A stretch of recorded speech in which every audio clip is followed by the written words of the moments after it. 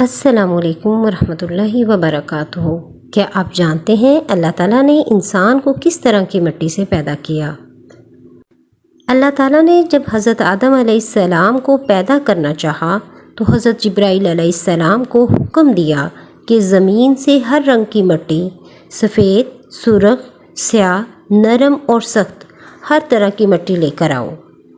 اللہ تعالیٰ نے فرمایا، میں ایک مخلوق پیدا کرنا چاہتا ہوں۔ قرآن پاک میں یہ بیان ایک آیت میں نہیں ہے، بلکہ مختلف صورتوں میں مختلف آیات میں مختلف مراحل بیان کیے گئے ہیں۔ آج کی کہانی میں ہم ان تمام مراحل کا جائزہ قرآن پاک کی مختلف صورتوں اور مختلف آیات کی روشنی میں دیکھیں گے۔ سورہ ال-عمران آیت نمبر 59 میں ہے، خلقہ من تراب، اللہ تعالیٰ نے آدم علیہ السلام کو مٹی سے پیدا کیا۔ سورہ ہجر آیت 26، وَلَقَدْ خَلَقْنَا الْإِنسَانَ مِنْ صَلْصَالٍ مِّنْ حَمَاءٍ مَسْنُونٍ، بے شک ہم نے انسان کو بجنے والی مٹی سے، کالے سڑے ہوئے گارے سے پیدا کیا۔ سورہ صافات آیت 11، إِنَّا خَلَقْنَاهُم مِّن طِينٍ لَازِبٍ، بے شک ہم نے انہیں چپکنے والی مٹی سے پیدا کیا۔ سورۃ صاد آیت نمبر 71، انی خالق بشرا من طین، بے شک میں ایک بشر کو گیلی مٹی سے پیدا کرنے والا ہوں۔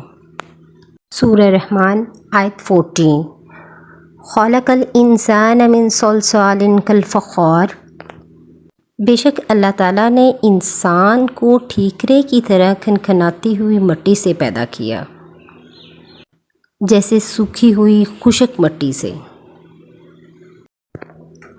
ہاں جی، تو ہم نے دیکھا کہ اللہ تعالیٰ نے سورہ رحمان اور سورہ ہجر میں انسان کی تخلیق کے لیے جو مٹی استعمال کی، اس کا لفظ صلصال استعمال ہوا۔ صلصال کا مطلب ہے خشک مٹی۔ سورہ ہجر میں صلصال کے فوراً بعد حماء مسنون ہے۔ حماء مسنون کا مطلب ہے کالے سڑے ہوئے گارے سے۔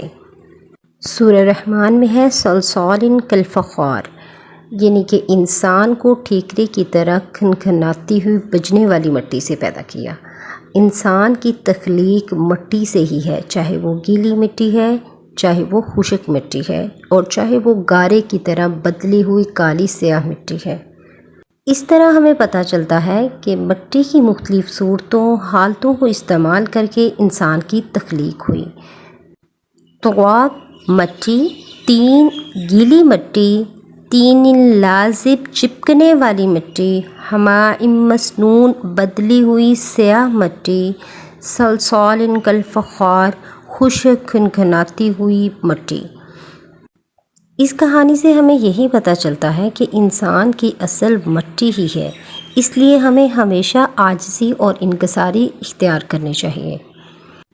قرآن پاک کی مختلف آیات سے ہمیں یہ بھی پتہ چلتا ہے کہ اللہ تعالیٰ نے انسان کو پانی اور نطفے سے پیدا کیا۔ اپنی اگلی کہانی میں ہم انسان کی تخلیق کے وہ مراحل کو دیکھیں گے جس میں اللہ تعالیٰ نے انسان کو پانی اور نطفے سے پیدا کیا۔